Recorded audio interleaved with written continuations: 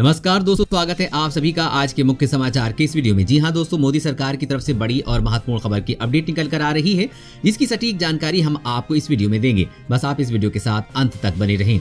लेकिन उससे पहले आपसे एक छोटी सी रिक्वेस्ट है कि मुझे इस वीडियो को बनाने में बहुत मेहनत लगती है, तो इस मेहनत के लिए वीडियो पर एक लाइक जरूर कीजिएगा। साथ ही वीडियो के नीचे दिए गए इस लाल बटन को दबाकर चैनल को सब्सक्राइब कीजिए और इस घंटी को भी दबाइए, ताकि आपको दिन भर की बड़ी खबरों की जानकारी लगातार मिलती रहे। तो चलिए दोस्तों, एक एक करके बड़ी खबरों के बारे में जान लेते हैं। तो दोस्तों, आज की पहली बड़ी खबर की अपडेट की बात करें तो चीन पर हावी हुई भारतीय सेना, ड्रैगन के उड़े होश, जानिए भारतीय सेना की ताकत। जी हाँ, भारत के साथ सीमा पर तनाव बढ़ा कि चीन लिए बड़ी समस्या बनता जा रहा है। एक ताजा रिपोर्ट के मुताबिक लद्दाख सीमा पर भारतीय सेना चीनी आर्मी पर हावी नजर आ रही है, जिसके कारण ड्रैगन के होश उड़ गए हैं। खबर के अनुसार भारतीय सेना से पिटने के बाद चीन अब नई चाल चल रहा है। इसके लिए वो तिब्बत में अपनी सैन्य ताकत को मजबूत कर रहा है, साथ ही साथ यहाँ सैनिकों की संख्या को तेजी से के साथ बढ़ा रहा है। वो ऐसा भारत पर अपनी स्थिति को मजबूत करने के लिए कर रहा है। बता दें कि चीनी सेना ने सिक्किम बॉर्डर से 200 किलोमीटर से भी कम दूरी पर स्थित शिंगोंग एयरबेस को अपग्रेड कर रहा है। यहाँ नया मिलिट्री लॉजिस्टिक हब बनाया गया है। जानकारी बताते हैं कि चीन यहाँ से भारत के साथ साथ भूटान पर भी नजर रखेगा। दरअसल लद्दाख में भारतीय सेना चीनी सेना से अच्छी और बेहतर स्थिति में है। इस इलाके में भारतीय सेना से भिड़ना चीन के लिए मुसीबत साबित हो सकता है। इसी को देखते हुए ड्रैगन अब नई चाल चलना शुरू कर रहा है, लेकिन भारतीय सेना चीन की किसी भी चाल का मुंह तोड़ जवाब देने के लिए तैयार है। दोस्तों, आप भारतीय सेना के साथ हैं या नीचे कमेंट करके बताइए। और अगली बड़ी खबर की बात करें तो यहाँ बेटियां करेंगी ग्रेजुएशन पास तो मिलेंगे 50,000 रुपए, सीधे अकाउंट में होगा ट्रांसफर। जी हाँ, बेटियों को पढ़ लिख कर आगे बढ़ाने के मकसद से बिहार सरकार ने बेटियों के लिए एक खास पहल की है। नए फैसले के बाद बिहार में अब जो बेटियां ग्रेजुएशन पास करेंगी उन्हें सरकार की तरफ से पूरे 50,000 रुपए दिए जाएंगे। अच्छी बात यह है कि मुख्यमंत्री स्नातक बालिका प्रोत्साहन योजना के तहत मिलने वाला ये पैसा उन बेटियों के अकाउंट में सीधे ट्रांसफर किया जाएगा। बता दें कि विधानसभा चुनाव 2020 के समय मुख्यमंत्री नीतीश कुमार ने अनाउंस किया था कि अगर फिर से उनकी सरकार बनी तो ग्रेजुएशन पास करने वाली छात्राओं को 50,000 रुपए प्रोत्साहन राशि दी जाएगी। सरकार ने अब इस पर अमल करने की तैयारी कर ली है। खबर के मुताबिक बिहार सरकार के शिक्षा विभाग ने मुख्यमंत्री स्नातक बालिका प्रोत्साहन योजना के तहत ग्रेजुएशन पास करने वाली बेटियों के बैंक खाते में प्रोत्साहन राशि भेजने का प्रपोजल तैयार किया है। खबर के मुताबिक इसे वित्त विभाग के पास मंजूरी के लिए भेजा जा रहा है, फिर कैबिनेट से मंजूरी ली जाएगी और फिर इसे लागू कर दिया जाएगा। और अगली बड़ी खबर की बात करें तो कहीं आप भी तो नहीं खा रहे हैं नकली आटे की रोटियां, ऐसे करें पहचान। जी हाँ, रोटी एक ऐसी चीज है जिसे सभी लोग अपने खाने में शामिल करते हैं, लेकिन अब की बार जब आप आटा खरीदें थोड़ा संभल कर लें, क्योंकि बाजार में अब तेजी से मिलावटी आटे के मामले सामने आने लगे हैं, क्योंकि इनकी रोटियां खाना आपकी सेहत पर भारी पड़ सकता है। आइए आपको बता दें कि आप मिलावटी आटे की पहचान कैसे कर सकते हैं। ज्यादातर आटे में बोरिक पाउडर या चाक पाउडर की मिलावट होती है, जो आपके लिए काफी नुकसानदेह हो सकता है। आमतौर पर ऐसे आटे की रोटियां काफी सख्त बनती हैं। नकली आटे में जांच का तरीका है कि आप उसे एक गिलास पानी में 1 चम्मच आटा मिक्स कीजिए। अगर आटे में मिलावट होगी तो वो तैरने लग जाएगा। नींबू के रस से भी नकली आटे की परख की जा सकती है। आटे में नींबू निचोड़ दें। अगर मिलावटी आटा होगा तो आटे पर बुलबुले उठने लगेंगे। हाइड्रोक्लोरिक से भी मिलावटी आटे की पहचान की जा सकती है। इसमें एक टेस्ट ट्यूब में थोड़ा सा आटा लें, अब इसमें हाइड्रोक्लोरिक एसिड मिलाएं और एसिड डालने पर आपको टैब में सनी हुई चीज नजर आएगी जो आटा नकली है। आटा को गूंदते समय भी पहचान की जा सकती है। आटा गूंदते समय उसमें पानी कम लगता है। मिलावटी आटे की रोटियां देखने में ज्यादा सफेद होंगी और उसमें नेचुरल मिठास नहीं होगी। और अगली बड़ी खबर की बात करें तो चीन से तनाव के माहौल में भारतीय सेना को 15 दिन के युद्ध के लिए हथियार, गोला बारूद इकट्ठा करने की अनुमति। जी हाँ, चीन के साथ पूर्वी लद्दाख में महीने से चले आ रहे गतिरोध के बीच भारत ने अपने सैन्य बलों को 15 दिनों के बड़े युद्ध के लिए पर्याप्त हथियार और गोला बारूद का स्टॉक बढ़ाने को कहा है। संभावना है कि सैन्य बल उपकरण और गोला बारूद स्थानीय और विदेशी स्रोतों से खरीद सकते हैं और इसके लिए 50,000 करोड़ से ज्यादा का खर्च किया जा सकता है।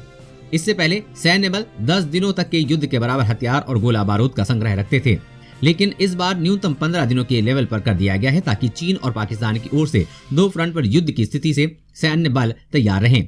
सरकारी सूत्रों ने बताया कि दुश्मन से 15 दिनों तक के गहन युद्ध के बराबर कुछ वेपन सिस्टम और गोला बारूद इकट्ठा किया जा रहा है, क्योंकि चीन एलएसी पे लगातार आक्रामक रुख अपना रहा है। इसीलिए भारत ने भी युद्ध की तैयारियां तेज कर दी हैं। और अगली बड़ी खबर की बात करें तो सरकार का बड़ा ऐलान, 2 लाख युवाओं को बांटी जाएगी मोटरसाइकिल। जी हां, ममता सरकार ने लोगों को आत्मनिर्भर बनाने के लिए बंगाल सरकार की कर्म साथी स्कीम के तहत 2 लाख युवाओं को मोटरसाइकिल बांटेगी। इसके साथ ही सरकार युवाओं को अपना व्यवसाय शुरू करने के लिए प्रोत्साहित भी कर रही है। पश्चिम बंगाल की सीएम ममता बनर्जी ने 4 नवंबर को लगभग 10 लाख लोगों की मदद करने का लक्ष्य रखा था, जो 2 लाख लाभार्थियों पर निर्भर है। इसके अंतर्गत सरकार ने मोटरसाइकिल देने की बात कही है। सभी मोटरसाइकिल पर एक ऐसा बॉक्स लगाया जाएगा जिस पर लाभार्थी फल, सब्जियां, कपड़े और अन्य आवश्यक सामान रख कर बेच सकेंगे। ममता सरकार ने कहा कि इन लोगों को न बस आत्मनिर्भर बनाया जाएगा बल्कि उन लोगों से जुड़े लगभग 10 लाख लोग भी लाभान्वित होंगे। और अगली बड़ी खबर की बात करें तो जल्द खत्म होगी रेल यात्रियों की परेशानी। मार्च तक देश भर में 75% पैसेंजर ट्रेनें हो जाएंगी शुरू। जी हाँ, भारतीय रेल कोरोना काल में धीरे धीरे अपनी यात्री ट्रेनों की संख्या बढ़ा रही है। इस वित्तीय वर्ष यानी कि मार्च के आखिर तक उसकी लगभग 75% मेल एक्सप्रेस ट्रेनों का परिचालन शुरू हो जाएगा। हालांकि ये सभी स्पेशल ट्रेन श्रेणी की होंगी। इससे उसका यात्री राजस्व का घाटा कम होगा और यात्रियों की भी सुविधा बढ़ेगी। अभी रेलवे की 1100 से ज्यादा मेल एक्सप्रेस ट्रेनें ही चल रही हैं। कोविड-19 प्रोटोकॉल में रेलवे की सभी मेल एक्सप्रेस आरक्षित श्रेणी में चल रही हैं। जब तक केंद्र सरकार के प्रोटोकॉल जारी रहेंगे, यात्री ट्रेनें इसी तरह से चलेंगी। अब कुंभ मेले और देश के विभिन्न भागों में अन्य धार्मिक आयोजनों को देखते हुए हर जोन से नई ट्रेनों की शुरुआत की जा रही है। ये मार्च के महीने तक जारी रहेगी। रेलवे के सूत्रों के अनुसार ये ट्रेनें विशेष श्रेणी की होंगी, लेकिन ये बाद में भी जारी रहेंगी। कोरोना संक्रमण को कम हो रहे असर का व टीकाकरण शुरू होने के बाद यात्रियों की संख्या बढ़ेगी। ऐसे में रेलवे को और ट्रेनों की शुरुआत भी करनी पड़ेगी। सभी ट्रेन आरक्षित होने से ज्यादा यात्रियों के लिए ज्यादा ट्रेनों की जरूरत भी होगी। और अगली बड़ी खबर की बात करें तो ये कपड़े पहनकर किस चीनी सैनिकों को नजर नहीं आएंगे भारतीय सैनिक, एलएसी पे देंगे एसएमआर। जी हाँ, पूर्वी लद्दाख में वास्तविक नियंत्रण रेखा यानी कि एलएसी पर चीन और भारत के सैनिक करीब 8 महीने से आमने सामने डटे हुए हैं। भारत भी चीन के सामने झुकने वाला नहीं है। जहां चीन तकनीक के जरिए अपने सैनिकों को मजबूत रखने के फिराक में नजर आ रहा है, वहीं भारत भी इसका मुंह तोड़ जवाब देने की मंशा बनाकर बैठा है। इसी की बीच बड़ी खबर आ रही कि जानकारी के अनुसार जल्द ही भारतीय सैनिक के हाथों में ऐसे कपड़े आने वाले हैं जिन्हें पहनकर वो दिखाई नहीं देंगे। दरअसल दक्षिण कोरिया इस दिशा में काम कर रहा है। यदि ये कारगर साबित होता है तो भारतीय सेना को ये उपलब्ध हो सकेगा। दक्षिण कोरिया ने कुछ दिन पहले ही ऐसी क्लोनिंग स्किन तैयार करने का काम किया है जिसे पहनने के बाद सैनिक या कोई भी अपने आसपास के वातावरण में ऐसा घुल मिल जाएगा कि नजर नहीं आएगा। सैनिक इसे पहनने के बाद केवल 5 सेकंड के भीतर अपने आसपास के वातावरण में घुल मिल जाएगा। इसका मतलब ये है कि ये कुछ इस तरह का होगा कि यदि बर्फीले इलाके में सैनिक इसे पहने तो बर्फ जैसे ही नजर आएंगे और उनकी स्किन या कपड़ों का कोई हिस्सा नहीं नजर आएगा। मोदी सरकार जल्द ही इसे सैनिकों को उपलब्ध करवाएगी। और अगली बड़ी खबर की बात करें तो पीएम किसान योजना की बढ़ सकती है रकम, बजट में हो सकता है एक इसका ऐलान। जी हाँ, महामारी में इकोनॉमिक स्लोडाउन के बाद आम बजट को लेकर कुछ ज्यादा उम्मीदें हो रही हैं। फरवरी को देश की वित्त मंत्री निर्मला सीतारमण बजट पेश करेंगी। सभी की इस बजट पे काफी उम्मीदें हैं, उनके लिए कुछ खास होगा। हालांकि वित्त मंत्री की इशारा कर चुकी हैं कि इस बार का बजट काफी स्पेशल होगा। किसानों को उम्मीद है कि वित्त मंत्री कृषि क्षेत्र के लिए कुछ खासा ऐलान करेंगी, यानी पीएम किसान सम्मान निधि स्कीम की रकम में इजाफा हो सकता है। अभी इस स्कीम के तहत किसान को सालाना 6,000 रुपए मिलते हैं। 1 एकड़ में धान की खेती पर 3 से 4,000 रुपए का खर्च आता है, जबकि गेहूं की खेती पर 2 से 3,000 रुपए के खर्च होते हैं। जिन किसानों के पास इससे ज्यादा जमीन है उनके लिए 6,000 रुपए की रकम काफी है। उनके लिए 6,000 रुपए की रकम काफी कम है। किसानों की मांग है कि इस रकम को और बढ़ाया जाए ताकि खेती का खर्च निकल सके। सरकार भी इसे बढ़ाकर 10 से 12,000 रुपए पर विचार कर रही है। और अगली बड़ी खबर की बात करें तो डॉक्टरों का दावा, कोरोना से उबरे लोगों में फैल रहा है खतरनाक फंगल संक्रमण, खत्म कर देता है आंखों की रोशनी।